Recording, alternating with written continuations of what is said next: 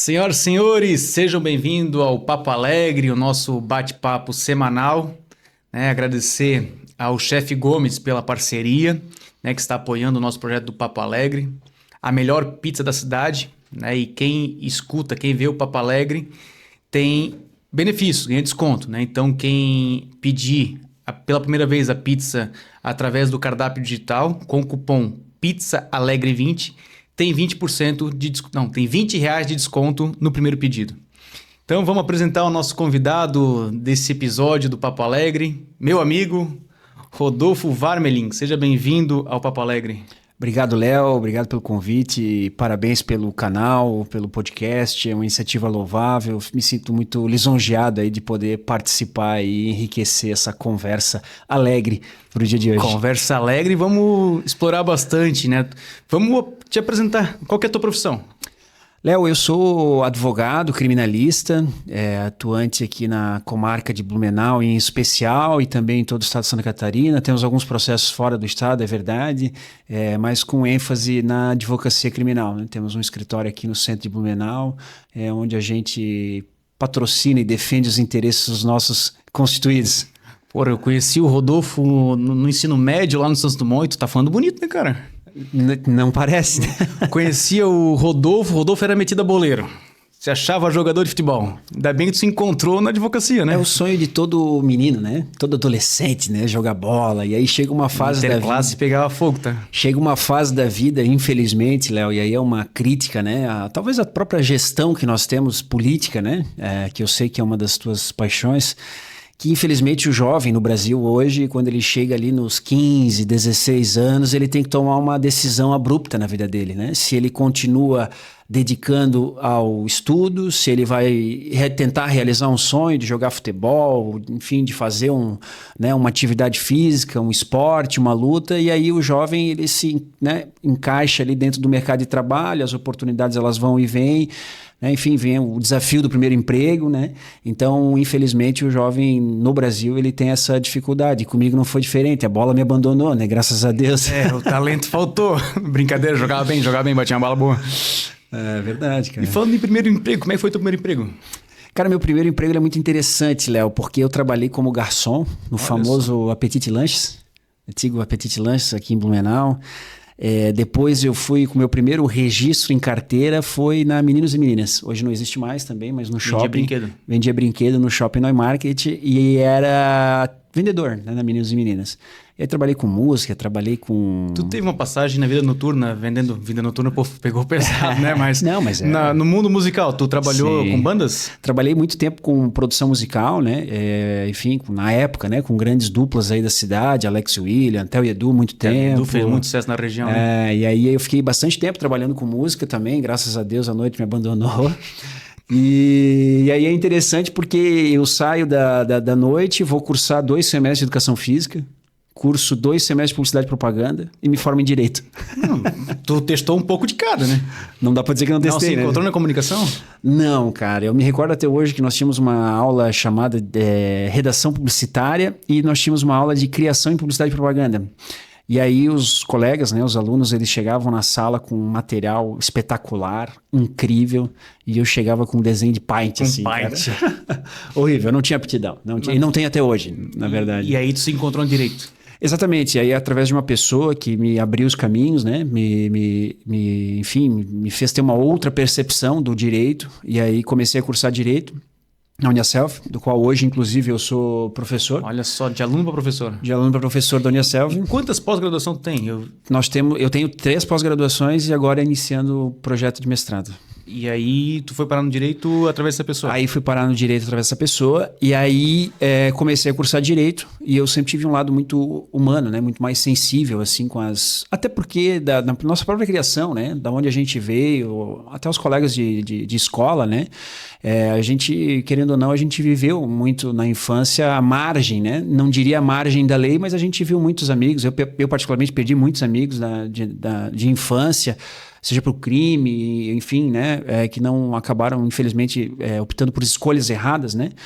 E eu sempre fui muito sensível com esse olhar, e aí comecei a cursar Direito e, né, já fazia estágio na Polícia Científica, né, antigamente era o IGP, e aí cursei, fiz estágio, e a advocacia criminal sempre foi, a partir do momento em que eu viro essa chave, sempre foi um sonho, né, uma vocação, hoje eu digo que é uma vocação, e sou muito feliz hoje, muito realizado, a contragosto, de certa forma, do meu pai, né? Teu pai não curte a tua profissão?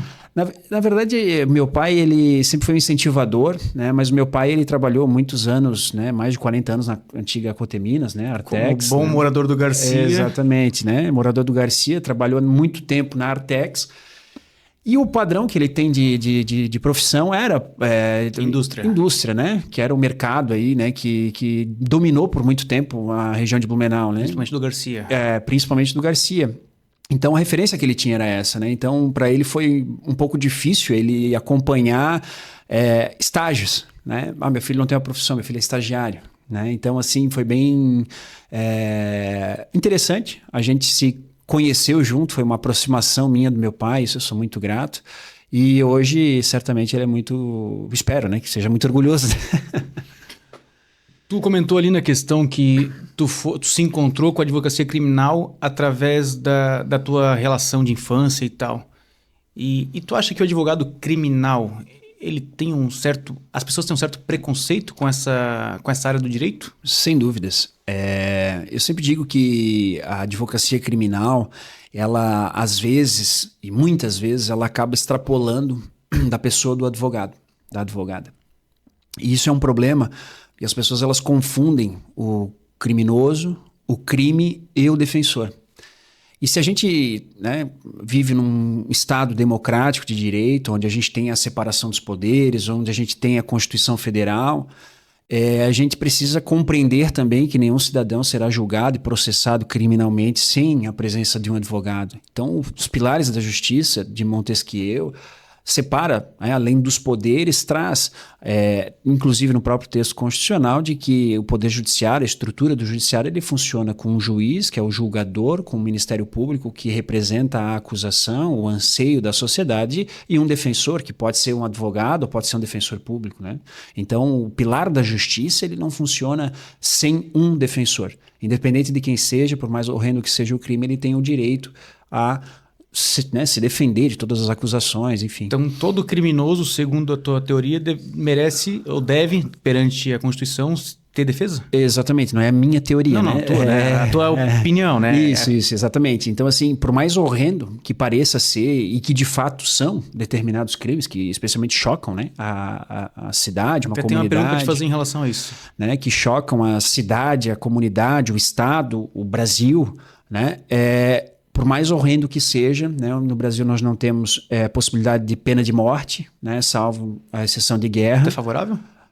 Não, contrário à pena de morte. E a gente pode falar sobre isso, inclusive. Quero ouvir. E então, dentro desse sistema judicial que nós temos, todo acusado em um processo criminal, ele vai ter um defensor, querendo ou não. Eu sempre costumo dizer aos meus alunos, no meu curso também, para advogados, mas também no tribunal do júri, o seguinte: ainda que o acusado de um crime mais horrendo chegue perante um tribunal, levante sua mão e diga, olha, eu quero ser condenado, eu sou culpado, vai ter alguém defendendo. Ele precisa obrigatoriamente ter alguém defendendo ele. E até onde que vai o limite ético de defender? Isso é uma pergunta muito pessoal, Léo, porque essa questão do limite ético, ela é muito pessoal de cada profissional, né? Eu, particularmente, a gente tem princípios, né? A gente tem valores, em especial crimes que a gente não consegue compreender um contexto, né? E também um motivo, né, para a prática de determinados delitos. Mas a advocacia criminal, ela é uma das ascensões no mercado jurídico do Brasil, né? Hoje é uma das profissões aí, em especial o ramo da área criminal que mais cresce. Mas eu costumo dizer, né, e aí citando vários outros autores, de que a advocacia criminal ela não é para amadores, ela não é para covardes, a advocacia criminal não é para aventureiros, porque realmente a gente trabalha com liberdade, com autonomia que a advocacia nos proporciona, mas a gente está ali, né? caminhando ao lado de pessoas que respondem processos criminais, enfim. Então é uma situação bem complicada. Até recentemente tivemos um episódio aqui em Blumenau de advogados presos. Então tudo isso é bem delicado, né? Então assim, essa questão da ética, como qualquer outra profissão também, como qualquer outra profissão, né? Mas eu diria que a advocacia criminal, ela é um pouco mais vitrine, ela é um pouco mais visível diante dessa questão de que você está tratando o meu contratante, ele é uma pessoa que incorreu em um crime. Entendeu? Assumidamente, ele assumiu o caso, tu sabe que ele cometeu um crime, mas tu vai ter que estar ali defendendo ele, a posição dele. Né? Às vezes, enfim, presume-se que é inocente sempre, né? Às vezes a gente trabalha com isso, muitas vezes. Às vezes você tem réus que são confessos. Mas em especial, a gente está lidando com esse tipo de pessoa. Então, assim, eu sempre digo que a gente tem que blindar a nossa advocacia, né? Então, não é porque a gente está defendendo que a gente converge, que a gente compactua, que a gente passa a mão na cabeça de criminoso. Passa a mão de bandido, tá ali cumprindo a tua profissão. Exatamente, né? A gente precisa entender o que é o crime, quem é o criminoso e quem é o defensor. São 3 coisas completamente distintas. E tratando desse assunto, né? E aí sinta a vontade de responder ou não, teve um caso que marcou muito, né? E comoveu muito a nossa cidade e o Brasil, foi a questão do atentado do Cantinho Bom Pastor. O Rodolfo, se fosse chamado, convidado, convocado para fazer a defesa do assassino, né? Confesso. Você assumiria o caso? Léo, a tua pergunta ela é bem importante e ela é bem pertinente, tá? E eu não tenho qualquer problema de responder, não defenderia. Eu trabalhei nesse processo, eu trabalhei com outros colegas advogados na condição de advogados assistente de acusação. Então, nós representávamos as famílias daquelas vítimas, né, daquelas crianças que foram vítimas. De 9, nós representávamos 8, né? Nós tínhamos 4 vítimas fatais e 5 feridos. E 5 feridos, né? Então, das 9, nós representávamos 8. E essas 8 crianças que representávamos, houve no curso desse processo, né? Foi um período que chocou a cidade de Blumenau, o estado de Santa Catarina, o Brasil parou, né? Por causa do massacre da creche, como foi conhecido. 5 de abril de 23. 5 de abril de 2023. Inclusive, quem estava em Blumenau naquele final de semana viu que a cidade realmente ficou em luto, porque vários eventos foram fechados, restaurantes fechados. Então, assim, foi uma situação muito atípica. Comoveu, de fato. Sem precedentes, né? Embora já tivesse, né? A história recente de Santa Catarina já tivemos mostrou recente isso. Agora, né? Ontem, no Rio Grande do Sul, e hoje, de novo, teve um episódio enfim, né? Não teve vítimas, né? Mas também teve um episódio aí de que entrou aí um cara numa creche. Mas em especial, a minha história com esse processo ela é interessante porque quando virou para a realização do tribunal do júri, muito se especulou sobre a minha participação. Sim. E aí, sem fazer qualquer demagogia ou alter ego, não. Muito pelo contrário, mas é porque eu vinha de algumas defesas de alguns casos de repercussão. Gosto de uma polêmica, né? De uns casos de repercussão. E aí, especulava-se que eu iria defender e isso tinha se tornado uma preocupação desses familiares, né? Em especial dessas vítimas. E aí, quando chegou a meu conhecimento que realmente era um anseio isso da família, eu disse o seguinte, olha, tinha pessoas próximas, né, inclusive da minha mãe. Falei, olha, se eles estão preocupados, por que eles não me chamam para conversar? E eu represento eles. Eu quero representá-los. Eu quero ser a voz dessas famílias. E não deu outra, né? E aí a gente entra no processo para a fase de júri e a gente faz um plenário muito emocionante, muito marcado. É um crime sem precedente, é um crime sem motivo, é um crime que não havia uma razão por ser aquelas crianças, né? Então, por isso que eu digo assim que não foi o pai de uma daquelas crianças que fez alguma coisa para aquele rapaz. Não, foi um crime sem precedentes, sem motivo, né? Crianças indefesas, chocante, bárbaro, as cenas são horríveis e que, infelizmente, né? Não há pena que traga a vida dessas crianças de volta, né? Esse foi o processo de maior repercussão que tu atuou? Não foi o maior processo de repercussão. O maior processo de repercussão, sem sombra de dúvidas, foi o caso do Giassi. Do morador de rua que foi esfaqueado... Isso. Esse certamente foi o caso de maior repercussão. E aí tu representou a vítima? Nesse processo do Giassi, eu representei o acusado, o autor das facadas. O autor das facadas.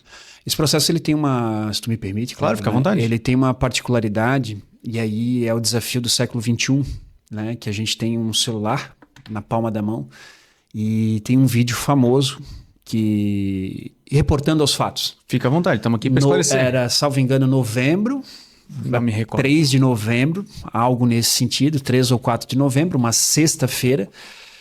Antônio da Veiga, uma das ruas mais movimentadas de Blumenau, próximo das 6 horas da tarde. De uma universidade. Na frente de uma universidade, aquele clima natalino entrando, né? E o trânsito parado naquela região e acontece 18 facadas, né? Naquela pessoa em situação de rua, né? Naquela vítima, por uma animosidade anterior. E foi transmitido praticamente em tempo real, né? Então foi filmado com diversos celulares e foi transmitido praticamente em tempo real. E a brutalidade, a forma com que aqueles fatos ocorreram repercutiu o Brasil, né? Brasil como um todo, repercutiu internacionalmente e inclusive até hoje repercute fora do Brasil, porque eu recebo marcações nas redes sociais de pessoas que comentam esse caso, enfim, na Inglaterra, nos Estados Unidos. Louco. É bem interessante, assim, bem interessante. E é engraçado porque a perspectiva dos europeus frente a esta situação e ao enredo contado é completamente diferente daquilo que a gente teve no processo. E o autor das facadas, ele foi absolvido? Nós tivemos uma condenação na pena mínima, na pena base. A gente ficou com 12 anos. 12 ou 14, agora não me recordo. Mas pegou na pena base. Ô Rodolfo, falamos, né, de algum dos casos de repercussão que tu atuou, mas eu queria entender como é que foi o teu primeiro tribunal de júri, né? Como é que foi essa experiência? Ficou nervoso? Como é que foi? O tribunal do júri, ele é impressionante, assim, ele é incrível, né? Ele é uma das formas de julgamento mais antigas que se tem conhecimento, né? Há determinados estados, né, que é muito regionalizado, né? Então o júri ele vai sendo regionalizado porque são pessoas populares, né? Cidadãos populares que julgam esses crimes dolosos contra a vida, e muda a característica, o perfil dessas pessoas muda de região para região. E o tribunal do júri, o meu primeiro júri foi uma tentativa de homicídio com disparo de arma de fogo e uma espingarda simples assim, meio bem precária assim. Inclusive, se bobear, acho que até pegava tétano, assim, segurando ela, né? Louco. Bem precária. Era uma briga de bar e nós conseguimos a desclassificação, numa tentativa de homicídio. A gente conseguiu trazer esse crime para uma lesão corporal. Então, o primeiro resultado já foi positivo. E o crime estava prescrito. Então, foi bem interessante. A gente fez uma reprodução simulada no júri. Né? Levasse uma arma para o tribunal? Não, a gente usou a arma do crime. Do crime? Com luvas, né? Do crime. Eu usei o meu irmão como cobaia. O Gui? Eu botei o Guilherme à distância em que foi o disparo, né? Para ilustrar para os jurados, né? Como é que aconteceu o crime. Então, foi bem interessante. Nós conseguimos a desclassificação para a lesão corporal e a pessoa saiu sem, vamos dizer assim, sem responder pelo processo, porque por mais que respondeu por lesão corporal, o crime já estava prescrito, porque fazia muito tempo, né? Mas foi bem interessante. Ô Rodolfo, e como é que é a rotina de um advogado criminalista? Né? Há muito aquela, não é o teu caso, né? Do porta de cadeia, como é que... Não é o teu caso, né? Eu confundi um pouco a pergunta assim, mas qual que é a tua rotina do advogado criminalista assim? Perfeito. Eu sempre digo que o advogado, né, como um todo, independente da área dele, ele é um estudante assíduo, né? A gente consome conteúdo jurídico, eu particularmente, todos os dias, né? Então, eu tenho livros de cabeceira, eu tenho livros no escritório, né? Então, a leitura ela é constante, né? Além disso, notícias, né, do Poder Judiciário, notícias da política que acabam influenciando diretamente na nossa atuação profissional como um todo. E a gente, então eu tenho um escritório hoje aqui no centro de Blumenau, na rua 15 de novembro. A rotina, ela empreender na advocacia, ela é muito peculiar, né? Porque a gente acorda, a gente tem uma agenda, a gente tem uma pauta, a gente tem enfim, né, compromissos, afazeres, audiências. Só que o processo criminal, ele é muito pessoalizado, Léo. A pessoa que busca um advogado criminalista, ela busca aquela pessoa. Então, eu contrato, por exemplo, o Léo, mas eu quero que o Léo me represente. Então, eu preciso falar com o Léo, eu preciso que o Léo me atenda, eu preciso que o Léo supra essas necessidades minhas processuais. E então, assim, é uma demanda muito grande. Eu até estava preparando uma aula para a próxima semana e eu coloquei justamente isso. A gente não consegue visualizar um escritório de advocacia no Brasil que tem mais de 1.000, 2.000 processos ativos com uma rede de 45 advogados. É impossível.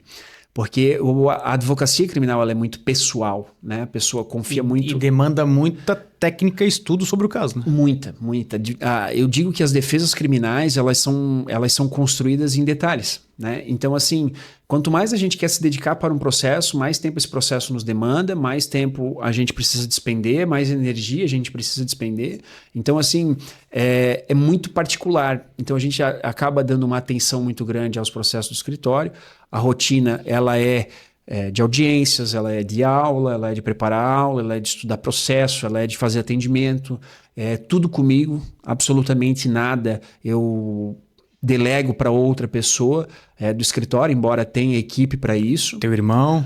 O meu irmão, enfim, né, a Tamires, ou outros colegas advogados que também prestam serviço, mas o atendimento principal ele é meu.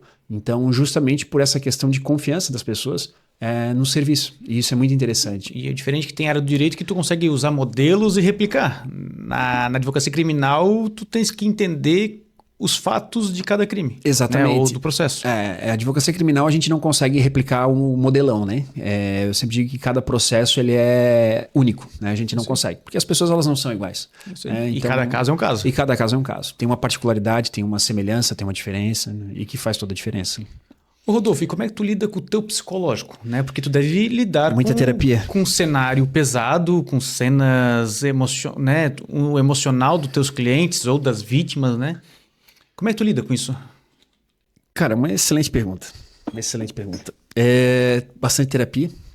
Eu confesso que tem até um ditado que diz, né, que o psicólogo ele vai no psicólogo, né? Quem é profissional da psicologia, ele vai no psicólogo. Tem que descarregar, né? Então, o advogado, ele tem um kit, né? Que é o psicólogo, daí é o remedinho para acordar, o remédio para comer, o remédio para dormir, né? Eu já estou mais ou menos nesse nível. Um para o transtorno de déficit de atenção, o outro para ansiedade. Tu me indica depois, estou pensando. Um déficit de atenção, outro de ansiedade, enfim.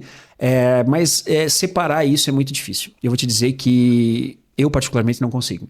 Então, assim, a todo tempo, a todo momento... eu posso estar em casa assistindo um filme aleatório e vai vir uma ideia na minha cabeça de algum processo, de alguma questão, de alguma coisa que eu tenho que fazer amanhã, ou alguma ideia que eu pensei, eu vi, eu li. Então, assim, o meu celular, eu tenho um grupo de WhatsApp só meu. O meu é SOS, né? Tipo meu emergência. Arquivo. Não, eu jogo tudo lá dentro. O meu é SOS de emergência mesmo, assim. O que tá lá não é nada irrelevante, né? Então, tô sempre anotando, sempre fazendo, mas em especial, quando a gente assume processos, mais especificamente crimes dolosos contra a vida, né? Homicídios, né? Morte de uma pessoa. A gente tem uma tragédia, né? Nós somos atores de fora, a gente entra de fora no processo. Mas você tem de um lado a família da vítima, enlutada pela perda de um ente querido. De outro lado você tem a família do réu, também enlutada pela situação. E eu sempre costumo dizer que a pessoa que comete um crime, ela cometeu o crime sozinha, ela é dotada de livre-arbítrio. E a família não pode pagar por esse crime. Por mais repugnante que seja, a gente precisa individualizar, né? Por exemplo, né, o Cantinho Bom Pastor, né? Não me parece proporcional, não me parece justo atribuir a responsabilidade, por exemplo, para a mãe desse rapaz, né? Não. Né? Não me parece proporcional, não me parece um senso de justiça. A responsabilidade é dele, né? Ele meticulosamente planejou, foi lá e fez aquela barbárie. Então, esse é o ponto. Agora, é inevitável que quando a gente entra em processos dessa natureza, quando a gente entra em processos, isso acaba afetando a nossa vida pessoal, nossa vida, enfim, familiar, nosso ciclo de relacionamento, porque quando você vê uma cena de local de crime, né, de novo, né, em crimes de homicídio, por exemplo, tem uma energia naquilo. Tem. Né? Então, assim, quando você olha uma cena de local, quando você vai para uma audiência, quando você vê uma vítima sobrevivente, quando você vê um pai, quando você vê uma mãe chorando e de outro lado uma esposa chorando, porque é muito complicado. E não tem como mentir e dizer que isso não afeta, porque afeta. Afeta muito. Então, assim, o que eu faço de praxe, né, em processos dessa natureza, né, de homicídio, em especial homicídio consumado, a primeira coisa que eu abro no processo é laudo cadavérico e laudo de local de crime. Porque eu preciso ver aqueles laudos. Eu fico uma semana ruim, Léo. Tô te confessando aqui um negócio agora que poucas pessoas sabem. Eu abro o processo de homicídio, processo da creche, Cantinho Bom Pastor. Primeira coisa que eu fiz nos autos do processo foi ver os laudos cadavéricos das vítimas e o laudo de local de crime. Por quê? Porque eu preciso me acostumar com aquela cena, porque aquilo não pode mais ser impactante para mim. Eu fico dias ruim, dias remoendo aquilo, sonhando com aquilo, pensando com aquilo. É uma questão bem complicada. Imagino. Mas eu vejo tanto aquilo que aquilo não me interfere mais. Não te impacta mais. Não impacta. Isso tratando na condição de assistente de acusação, como foi o caso do Cantinho. E quando eu pego um processo em que o meu cliente é o autor de um homicídio, é a mesma coisa. Porque aquele crime, aquele cadáver, aquela vítima que está ali, ela não pode impactar o meu serviço. Eu tenho que olhar para aquilo e não sentir absolutamente nada. Então isso é muito interessante. E aí é por isso que eu, particularmente, costumo separar pessoal e profissional mas com o consegue, na prática? Mas com o tratamento dos clientes. Porque se eu me aproximo demais, por exemplo, de uma esposa, de uma mãe, eu crio vínculo. E aí eu passo a olhar aquele cliente com outros olhos. E aí nós temos um problema. O emocional. O emocional. Entendeu? É óbvio que em determinados casos isso acontece. Não tem como não. Isso acontece por uma questão do Cantinho Bom Pastor, acredito. Né? Uma questão de confiança. O Cantinho Bom Pastor, em especial, poxa, a gente fez reuniões com esses pais. Sentiu o sentimento da perda daqueles filhos, crianças indefesas, foi muito duro, foi muito cruel, entendeu? E eu trabalhei uma única vez na minha carreira profissional como assistente de acusação, que foi nesse, emblemático. O resto sempre defendendo. Olha só. Então teve a única exceção. Acusar é mais fácil? Acusar é muito mais fácil. Acusando foi o processo da creche. E quando você atua na defesa, é isso que eu faço. E aí fico, sim, dias ruins, fico, né, dias pensando naquilo, mas aquela cena ela não pode mais ser impactante para mim. Aquele laudo cadavérico não pode mais ser impactante para mim. Aquela cena de local de crime tem que ser irrelevante. Porque se eu levar aquilo para apreço emocional, vai interferir no processo. Não vai dar. Né? Rodolfo, e nessa tua experiência, assim, nos conta um bastidor, um fato inusitado dessa tua trajetória na advocacia criminal, assim, que fosse um fato pitoresco, assim. Qual é o teu conceito de pitoresco? Algo que te marcou. Que me marcou? Eu tenho uns fatos que me marcam bastante. Inclusive aconteceu recentemente, tá? E aí foge dessa normalidade, vamos dizer assim. É a morte de cliente. Contextualiza. Eu represento uma pessoa processada e essa pessoa, no curso do processo, ela vem a falecer. Por qualquer circunstância. Ou ela tira a vida, ou ela morre. E aí o caso mais recente, e aí confesso que também foi algo que me pegou bastante, eu defendia os interesses de um rapaz jovem, assim, uma família muito unida para tentar salvar a vida desse rapaz. Ele tinha diversas passagens de tráfico, processos criminais de tráfico. E era um jovem, assim, Léo, que ele realmente tinha a vida predestinada para o crime, assim, né? Nada que fosse tirar ele desse caminho, né? E o que chama atenção é que eu soltei ele de um processo de tráfico lá em Florianópolis com a tornozeleira eletrônica. Então, via de regra, ele deveria estar na cidade de Blumenau com tornozeleira e não poderia sair daqui. E chegou um dia, tem 2 semanas, ele me mandou uma mensagem na quarta-feira perguntando se eu teria problema dele embarcar num ônibus e ir embora. Aí eu falei que sim, porque eu já sabia da hipótese dele querer fugir, que sim, que ele seria preso, mas não adiantou. Ele viaja para o Rio de Janeiro na quarta-feira de madrugada, chega na cidade de Niterói na quinta-feira de manhã, na quinta-feira de tarde ele troca tiro com a polícia e morre. Puta que pariu. E aí é uma situação que me pega não por ele especificamente, também, mas não por ele especificamente, porque eu soltei esse rapaz 4 vezes, em 4 processos diferentes. A gente faz uma autocrítica no sentido de que, por mais que eu não possa ser responsável por essa morte, claro que óbvio, não, porra. Né? Quem tomou a decisão de viajar, entrar no ônibus e ir pra lá... Né? Foi... Porque eu soltei, talvez se preso estivesse, ele não estaria morto, mas a gente não pode pensar assim. Mas eu fiquei muito triste pela mãe, porque a mãe dele era uma pessoa que fez de tudo por ele, sabe? E ela estava enterrando o filho com 21 anos. Ô Rodolfo, e agora, né, eu sou formado em comunicação, não tenho formação em direito, me veio uma sugestão de pergunta. Quando o teu cliente morre, o caso encerra. O caso encerra. Extinção da punibilidade, exatamente. Pronto, já tivemos uma aula com o professor Rodolfo, exatamente. obviamente, quem vai responder? Isso. E assim, né? A não ser que for na área criminal. Na área criminal, Isso. né? No cível, em outras áreas, aí tu pode chamar outro profissional que não eu, tá? Mas no cível existe responsabilidade para, enfim, familiares, né? Enfim. Mas no crime, né? Não, né? A pena, ela nunca vai passar da pessoa do apenado. Né? Então, a pena ela jamais vai poder ser atribuída à mãe, ao tio, ao avô, ao filho. Rodolfo, relação advogado, promotor e juiz. Como é que é o bastidor disso? Tipo, tu troca uma ideia com o promotor antes? Como é que é esse dia a dia? Sim, hoje com a internet, né? Com a gente tem aí a esmagadora maioria das audiências hoje é de forma online. Né? Talvez a gente brinca no meio jurídico, foi a única coisa boa que a pandemia trouxe, né? Que foi essa questão talvez em outras áreas também, mas que foi essa questão do virtual, né? Porque a área do direito, ela sempre foi muito reticente, né? À implementação dessa tecnologia, né? Da inteligência, das videochamadas, né? De audiências virtuais e tal. E a pandemia veio para revolucionar isso, né? Então, fazer audiências virtuais, enfim. E quando a gente tem oportunidade de estar presencialmente, né, com promotores, juízes, né, mais em júri, né, isso acontece mais em júri, que a gente fica aí às vezes um dia inteiro, 12, 14, 16, 22, às vezes, enfim, 2, 3 dias de plenário com o promotor e com o juiz. Eu particularmente sempre tento, né, abrir portas, eu sempre tento construir relações, obviamente que tudo muito profissional, mas isso é muito, muito relevante, muito pertinente. A gente troca assim, ideias de bastidores.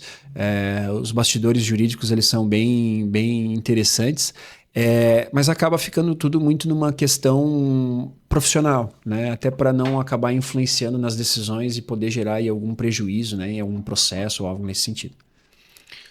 Ô Rodolfo, né? E agora eu acho que eu vou te colocar num pinga-fogo, né? Eu vim da área da comunicação, tu tá na área de direito. Eu gosto. Tu acha que a repercussão de um crime, né, interfere na decisão do júri popular ou do próprio juiz? Sem dúvidas. A mídia tem um papel fundamental nas decisões judiciais. Como trabalha isso? Cara, é algo que eu tenho feito, Léo. A gente usa, e aqui eu tô dando spoiler, né? Mas assim, a gente Gostamos usa... de spoiler, novidade, pode falar aí. A gente usa storytelling, a gente usa controle de narrativa, casos de repercussão nacional, eu uso assessoria de imprensa, né? Eu falo somente pela assessoria de imprensa, inclusive mais recentemente, né, o caso do corretor de imóveis em Balneário Pissarras, que acabou vitimando outros 2 sócios lá. É um caso em que eu tenho assessoria de imprensa para cobertura. Justamente para a gente fazer esse controle de narrativa de tudo que está sendo veiculado. Então, mas vai da estratégia processual, né? Então, quando a gente entra num processo, eu particularmente entro num processo, a primeira coisa que a gente faz nós precisamos ou não conter a narrativa desses fatos. Porque é processo em que quanto mais silêncio tiver, melhor. Né? Porque eu sempre digo que o crime ele é grave até vir o outro igual, parecido ou pior. Sim. Né? E aí aquilo vai pro armário. E em tempo de internet hoje em dia é constante. Né? É o que mais tem. Você abre o Instagram ali, se quiser ver notícia ruim ali, é o que mais tem. Então, esse controle de narrativa, ele é muito importante no processo tribunal do júri. Em especial o processo de repercussão. Né? Então, eu particularmente adoto, né, isso. Acabo sendo vitrine, né, de alvo, de críticas, das pessoas que não conseguem separar a pessoa do profissional, do advogado. Justamente, né? Como é que tu lida com essa crítica ou que tu tá defendendo bandido? Não, isso é o que mais acontece. Esse comentário baseado na internet, né? Esse comentário, Não, isso é o que mais acontece, né? Tu tá defendendo o cara, porque essa tese não tem fundamento, porque ele tem que apodrecer na cadeia, porque isso, pena de morte, pena de vamos morte. falar depois, quero saber tua estratégia, tua tese aí. O advogado é isso, o advogado é aquilo, e já chegaram a mandar mensagem pra minha mãe, pra minha noiva. Louco. As pessoas, elas acabam, nas redes sociais, elas acabam se valendo da ausência de toque, né? E acabam extrapolando o limite da liberdade de expressão. Mas eu lido com muita tranquilidade, né? Eu confio plenamente no poder da Polícia Já tivesse Civil. ameaça de morte? Já foi encomendada, né, por família de vítimas. E é até engraçado porque, né, especificamente nesse caso, chegou no final do julgamento popular, eu fui cumprimentar o pai que havia me ameaçado. E ele me pediu desculpa. E então, assim, a gente entende que é o calor do momento, a gente entende que é a perda de um ente querido, essa responsabilidade pessoal e profissional com as partes, né, com os personagens de cada processo é muito importante. É muito importante. Mas sim, e o que eu faço eu não leio. Ou eu leio para dar risada. Se for para me irritar, mas eu tu não demorou para criar esse corpo, Sim, essa casca sem em relação a isso, porque acredito que nos primeiros tu vê, porra, te xingando lá, xingando tua mãe e falou, porra, não fiz porra nenhuma, tô sendo xingado. Mas, Léo, isso eu não contei, mas eu fui árbitro de futebol também, né? Eu lembro disso. E aí, cara, como eu fui árbitro de futebol, tu já foi xingado, eu já tava acostumado. Porra, cara, tua mãe deve... Eu já tava acostumado. Deve ter um santo forte, porque ela foi xingada na vida. E tu apitou profissional? Apitei profissional. Apitei muito amador. Eu fiquei bastante tempo vinculado à Liga Blumenauense. Apitar o amador é mais difícil que o profissional? Sem dúvidas. Primeiro que o amador tu não tem segurança, já começa por aí. Segurança, o alambrado é mais próximo, já começa por só aí. tem uma entrada e uma saída. Uma vez a gente fez um jogo no Salto do Norte, e aí da Copa Blumenauense, Liga Blumenauense, não me recordo exatamente, e acabou o jogo, os caras vieram pra cima de mim, os 11 jogadores do time vieram pra cima de mim. E quem veio me defender foi uma árbitra assistente, mulher. Que ela entrou na minha frente e ela disse, se vocês querem bater nele, vão ter que bater em mim. Porra, eu agradeço ela até hoje. Que doido. E outro fato da tua vida esportiva aí, cara? Eu não tinha recordado disso, cara. Fui jogador profissional também. De quilica, né? Não, eu fui jogador profissional, fui goleiro profissional. Só que o problema, cara, é que é engraçado. A gente tem tanto azar, né? Eu perdi a minha carteira profissional assinada, cara, na enchente, velho. E eu não tenho essa recordação. Hoje era algo que eu queria muito. Algum clube teve essa coragem, com todo respeito? Cara, o Esporte Clube Pinheiros, que jogamos a 3ª divisão do Catarinense em 2014. Pinheiros fica onde, com todo respeito, a grande torcida do Pinheiros? Não existe mais. Onde que era o Pinheiros? Era em Ascurra. Rodeio, Ascurra. Um abraço à grande audiência de Ascurra. Mas teve um time de futebol em Ascurra, salvo engano, acho que 2012, talvez. Não me recordo. 2012 já tinha saído do ensino médio. Eu não me recordo. E aí fosse na peneira lá com eles te contrataram? Me contrataram, fui goleiro profissional, cara. Joguei uma partida de profissional e essa partida passou no Globo Esporte porque não teve nenhum pagante. O nível... Recentemente virou notícia aí, o Metropolitano, meu time, perdeu para um cara que nunca tinha jogado no profissional. Tu acompanha essa história? Que era o goleiro, né? O goleiro tava tomando uma cervejinha, um churrasquinho, não tinha um goleiro, chamaram o cara e defendeu bem. E esse foi bem complicado, né? Mas não teve nem a tua família foi te ver? Não, cara, porque o jogo foi no Oeste, foi em Joaçaba. Nós jogamos contra o time que era o Oeste, na 3ª divisão do Catarinense, uma quinta-feira à noite, eu lembro, tava muito frio. E não tinha nenhum pagante. Não, se tinha um refletor, se já tinha iluminação, é um campo bom. Campo bom, né? Porque hoje o Metropolitano não joga no CED porque não tem iluminação, né? É assim, né, cara? Com todo respeito à torcida do Metropolitano, inclusive eu sou muito adepto do metrô, o metrô é da minha época, né? Mas o Beck me parece hoje um time muito mais estruturado. Não, financeiramente. Em todos os sentidos, mas assim, né? futebol não é dinheiro, né? Futebol é 11 dentro de campo, né? Com certeza. Mas o metrôzão perder lá pro time de Porto, eu acho, né? Porto. Meu Deus, o goleiro do Amador, lá com todo respeito, assim. Mas... O jogo foi sofrido, tem que reconhecer. Eu acho que foi a maior vergonha da história do Clube Atlético Metropolitano. Isso é inegável. E o pior de tudo não foi isso. O pior de tudo é que a notícia não foi a derrota do Metropolitano, e sim o goleiro. Não, que bom que o goleiro chamuscou a derrota, né? Mas o Metropolitano vai subir pra Série A. Anota aí, ó. Dia 9 de julho, às 19h20. Metropolitano vai subir pra Série A. Anota aí. Que bom, tu estás otimista. Eu tô otimista e espero que o Blumenau Esporte Clube também, o famoso Beck, né? Ou Madureira, não sei como é que tu chama o teu time aí. Não, eu não sou nem adepto de nenhum dos lados. Tu é São Paulino, né? Eu sou São Paulino. Inclusive, eu vou no jogo do Beck com a camisa do Beck e vou no jogo do Metrô com a camisa do Metrô. Então, eu sou bem vira-casaca. Assim, torce pelo futebol da cidade. Torço pelo futebol da cidade.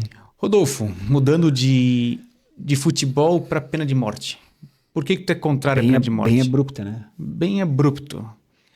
Eu sei que também não, né? Só não é um assunto que a gente vai debater em um podcast, a gente vai ser como uma solução, mas qual que é o teu ponto de vista em relação a isso? A pena de morte, ela é uma questão assim,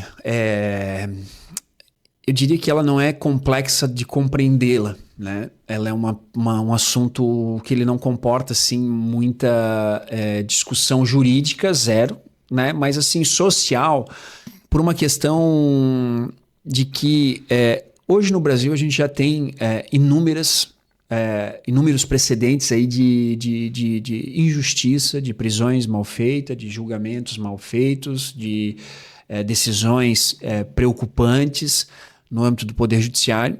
E ainda que a pessoa presa equivocadamente, erroneamente, ela volte a ter a sua liberdade daqui a 1 ano, 1 mês, 2 meses, 5 anos, 6 anos, 10 anos, ela não perdeu a vida. Ela não perdeu a esperança. A morte é algo que a gente não consegue reverter ainda, né? A gente não sabe o dia de amanhã. Mas a morte a gente não consegue reverter. E o próprio o país americano, né, os Estados Unidos, tem várias histórias, vários precedentes de que a pena de morte, né, depois da execução consumada, a pena de morte, enfim, fica constatado por meio de outros elementos de prova, DNA, isso, aquilo, ou testemunha que não foi o autor do crime. Né, ou que ele não, enfim, né, por qualquer outra razão que inocenta aquela pessoa que já foi morta, né, por uma pena. Vamos trazer para uma realidade, já quase tornando um papo de boteco, né, sem cerveja. O fato do Cantinho Bom Pastor. Certo, sabia que ia falar. Muito, na época, foi comentado sobre isso. Tu acha que nesse caso, né, não é minha opinião pessoal, tu acha que não merecia pena de morte? Não. Sabe por quê? Porque a morte na vida dessas pessoas é um acalento. Boa resposta. A morte na vida de um assassino, como o assassino da creche, é um acalento. E só pra gente entender como é que funciona a estrutura dentro de uma unidade prisional. O preso ele fica em regime fechado 22 horas dentro da cela e ele tem 2 horas de banho de sol. A forma de disposição das celas ela é muito relativa, porque muda de unidade prisional para unidade prisional. Mas, especificamente sobre esse cidadão, do caso da creche, ele está numa solitária, então ele vive numa cela sozinho, em que o tamanho da cela é o tamanho de um colchão de solteiro, com um banheiro e uma pia junto, e um chuveiro só. Ele não tem TV, ele não tem rádio, o pátio é 2 horas sozinho, ou seja, ele não tem comunicação externa, zero. E as visitas que ele tem da família, que é um direito dele, são virtuais ou presenciais, separado por grades. Caraca. Então ele não tem contato com o mundo, ele não consegue tocar em nenhuma das pessoas que não sejam policiais. E a morte na vida desse cidadão seria um acalento, seria um livramento. E ele cumprir a pena dele, naquele caso em específico, todos os anos que ele tem que ficar, ele refletir, ele acordar todos os dias. Ele pegou 210 ou 230 anos, agora não me recordo. Ele pegou a máxima. Dentro da legalidade, inclusive só que ele cumpre perfeita. 40. Só que no caso ele cumpre 40, né? Então a gente está falando de 40 anos. Né? A solidão. Então assim, eu tenho de vida 30, né? E ainda estaria em débito. Né, em 10 anos, então é muito tempo. Tá? E essa questão é muito, muito importante porque justamente um dos princípios, né, da pena é a punição pelo crime, na proporção do crime, né, e ele máximo 40 anos. E a gente fala em ressocializar, né, punir e ressocializar. E a ressocialização, num caso como esse, além de perpassar pela estrutura do poder, na estrutura da unidade prisional e né, da questão da polícia penal, perpassa por ele refletir sobre o que ele fez. E a forma de refletir sobre isso é acordar todo dia numa cela sozinho, sem televisão, sem rádio, tendo que ler um livro e a única forma que ele tem de interagir ou enfim, né? Então isso me parece muito mais impactante, doloroso. Não que, né, não conheça a dor da morte, né? Mas assim, isso é algo muito mais delicado, sabe? Então isso se aplica também... Léo, a todas os outros delitos, né? Quando a gente fala, por exemplo, de um crime estuprador, né? Mais bárbaro, que é um crime de estupro, né? De vulnerável, criança menor de 14 anos, enfim. você precisa botar essa pessoa para refletir sobre o que ela fez. E quando você retira ele do convívio social e coloca ele numa unidade prisional, é uma realidade completamente distinta. E tu acha que o sistema penitenciário hoje, tu usou a palavra ressignificar? Ressocializar. Tu acha que hoje ele está cumprindo esse papel de ressocialização? No estado de Santa Catarina, sim.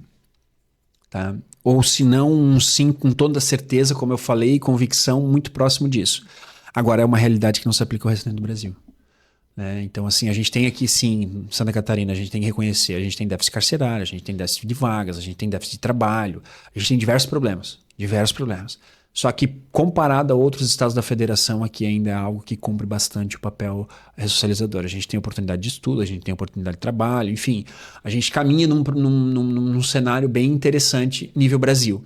Agora, se a gente traz essa discussão para o Brasil como um todo, a gente está caminhando... A nível Brasil, não... Santa Catarina, sim, porque a gente tem o estado mais seguro do Brasil, a gente tem a melhor polícia do Brasil, a gente tem a polícia de Santa Catarina, a Polícia Civil, que é uma excelente instituição, a gente tem departamentos que investigam, a gente tem o GAECO, a gente tem uma estrutura de segurança pública muito interessante. A questão da industrialização do sistema penitenciário, né? Da questão do trabalho. Isso é uma pauta importante a ser discutida, até para você tirar um pouco essa responsabilidade integral do Estado, né, como um todo. Há pontos positivos, há pontos a serem melhores trabalhados, mas eu acho uma iniciativa louvável. Interessante. E nós temos O Pedro às vezes fica perguntando, cara, eu acho que tu deveria parar com isso. Não sei se tu acompanhou os outros episódios, eu peço pros convidados contarem uma piada. A gente falou tanta coisa pesada aí, conta uma piada pra nós. Na época da escola, tu contava umas piadas boas. Cara, uma piada, velho. Pior é que eu não vou conseguir tirar. E olha que eu ouço muito o Pretinho Básico, cara, e eu não consigo tirar uma piada de cabeça. E o Pretinho Básico faz tempo que tem uma piada boa também, né? Com todo respeito ao pessoal da Atlântida, não, né? Assim, cara, vou te dizer que eu não consigo tirar uma piada, cara. Teria que consultar, sei lá, jogar no chat GPT. Na próxima a gente a gente combina antes. Ô, Rodolfo, e essa tua linha de educação, né? Eu vi que tu tá dando um curso online. O que é esse projeto aí? Perfeito. A gente tem um projeto pessoal, né? Um projeto de coração, assim, que é o Bootcamp Criminal, que é um campo, né? O próprio nome diz, é um campo de treinamento, onde a gente fornece em valor acessível oportunidade aos advogadas criminalistas que pretendem atuar com maior segurança, com maior, enfim, né, às vezes até ter um suporte, né, para uma atuação em um processo criminal.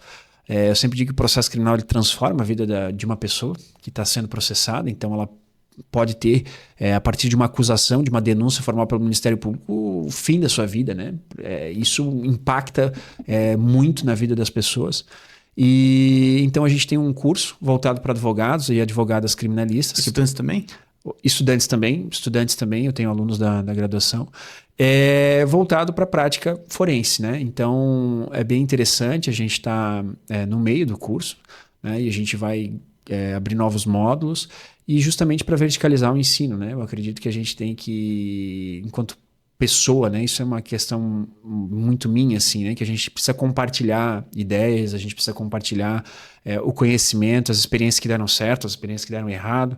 Eu acho que tudo se constrói, né? Então, e eu já tinha esse projeto desde quando eu comecei a advogar, desde quando eu estava na faculdade. Então, eu fui meio que fazendo um briefingzinho, assim, fui fazendo um roteiro. Lá na faculdade? Não, tu voltou ao tempo, o que tu queria saber e aprender naquela época? Não, desde a graduação, eu já vinha fazendo um briefing de que, tipo assim, um dia eu quero ser professor, eu quero falar isso, eu quero falar aquilo. Então, eu já venho com um documento... Tu brifou a tua vida, então. Sim, né? Eu não diria briefei a minha vida. Planejamento a longo prazo. Mas eu fiz assim, como se fosse situações, meio que um diário, né? Vamos dizer assim, então, olha, tal fato aconteceu isso, tal fato aconteceu aquilo, qual é o meu primeiro processo eu tenho, enfim, então tudo isso eu fui mapeando, isso aqui deu certo, isso aqui deu muito errado, entende? O que eu tenho que aprender com o que dá errado? Eu aprendo mais com o que dá errado do que dá certo. Então, assim... Tudo isso eu fui mapeando, salvando documentos, salvando peças, salvando, enfim, informações para subsidiar esse projeto que eu criei, que é o Bootcamp. Ô Rodolfo, e quando tu vê um caso que tu não está envolvido, né, sei lá, um caso aleatório, um assassinato em Balneário Camboriú, tu não está envolvido no caso, tu já, mesmo não estando envolvido no caso, tu fica pensando numa teoria se tu estivesse naquele caso? Sem dúvidas, sem dúvidas. A gente não tem como não olhar para um processo, para um fato, para uma notícia e não tentar entender o enredo. Seguiria? Né? Não tentar entender o enredo. É óbvio que, né, a gente só vai conseguir compreender, né, com maior, enfim, técnica, né, se a gente estiver no processo. Mas de acordo com aquilo que a mídia, né, solta... E aí tu é influenciado pela mídia? Né, a gente tenta fazer uma, né, pesca. E aí algumas coisas tu vai eliminando de cara. Isso aqui não é. Né? Não, isso aqui não é. Isso aqui é crime, por exemplo, passional. Né? Tu consumiu muita série investigativa e criminal? Direto. Qual que é a tua favorita? Série investigativa criminal. Eu gosto muito do Breaking Bad. Breaking Bad. Tá? Gosto muito do Breaking Bad. Hoje, se tivesse que elencar assim, uma série, Breaking Bad é incrível. Porque ele tem os dois lados. Né? Ele tem os dois lados. O motivo pelo qual ele entra na produção de metanfetamina. Né? Ele, inclusive, leva à morte dele. Né?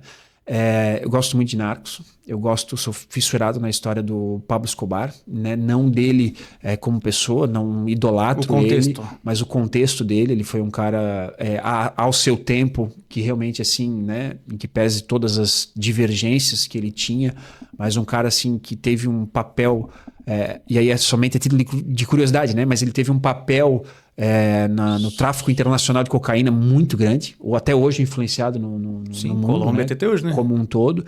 Então, assim, Narcos, né? Certamente foi uma série muito, muito interessante. Eu assinei Netflix na época para ver Narcos. Ah, é? Primeira série que eu vi na Netflix foi Narcos. Inclusive, o Wagner Moura faz um papel sensacional, né, cara? Ele é muito brasileiro, bom. né? Tropa de Elite, né? Inclusive, para mim, o melhor filme brasileiro e o melhor filme que eu sempre digo aos meus alunos, assim, gente, olha, vocês querem entender o Brasil... É Carandiru ou Tropa de Elite? Não, vocês querem entender o Brasil, vocês assistam Tropa de Elite. 1 ou 2, prefere? O 2. Mas assistam Tropa de Elite, tanto o 1 quanto o 2. Léo, eu juro pra ti, cara, tem uma semana eu cheguei da aula, apliquei prova e eu tava passando Tropa de Elite bem no início. E eu coloquei de novo pra assistir. Cara, eu já devo ter assistido esse ano Tropa de Elite 2, acho que umas 5 vezes, assim. Que tá passando na TV, opa, deixa aqui. Gosto desse filme. Eu vou te falar uma coisa, toda vez que eu assisto esse filme eu aprendo uma coisa diferente, cara. E tu busca fatos reais relacionados àquele... E a conclusão do Tropa de Elite 2, cara, é o Brasil. Quando ele fecha, que ele faz todo aquele movimento, né? Que o Roberto Nascimento faz todo aquele movimento, CPI, prendeu 1, 2 caras, tal, mas o governador foi eleito. E aí ele dá um discurso sobre o Brasil, Brasília. Poxa, aquilo ali, cara, Vamos trazer... Posso fazer uma comparação? Não vai ficar chato? Tu seria o Fraga no Tropa de Elite? Não, Deus o livre. Deus o livre. E, Rodolfo, a gente falou de pena de morte, só último minutinho. Maioridade penal. Redução da maioridade penal. Redução. Contra. Uma questão também relativamente simples de responder. Hoje o crime organizado, né, e aí de novo, né, saindo um pouco do estado de Santa Catarina e olhando isso a nível Brasil, né, o crime organizado ele convoca menores já com 14, 16, 17, 16, 15, 14, 13, 12. Então assim, a gente vai reduzir a menoridade penal de 18 para que idade? Vamos trazer para 16. Não vai mudar absolutamente nada. E a questão social, né? Questão a gente não vai mudar absolutamente nada. Porque a gente só vai criar mais problema para as unidades. Porque vai colocar o guri de 16 anos lá dentro. Né? Então tu vai oportunizar ele a conhecer mais assiduamente o mundo do crime. E eu acredito veementemente que o que deveria realmente ser discutido na sociedade seria uma educação de qualidade. Concordo. Porque se a gente pega índices nacionais, Léo, isso é uma informação bem interessante, sei lá, menos de 70% dos presos no Brasil possuem ensino médio completo. É um índice maior, tá? É um índice bem maior, mas eu vou chutar 70%, beira os 90%, mas eu vou falar 70% para errar. Mas assim, 70% dos presos não têm o ensino médio completo. Cara, isso é uma informação que está nos dizendo alguma coisa. E o contexto social, familiar.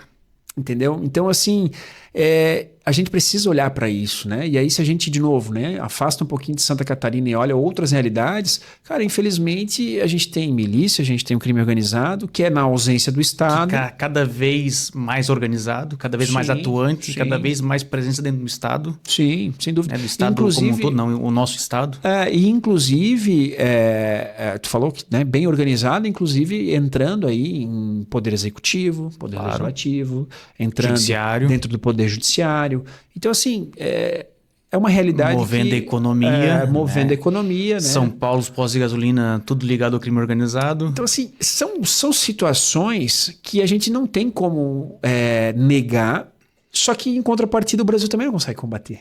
Né? E aí a gente entra em uma série de outras questões, mas elas que sempre vai estourar no crime.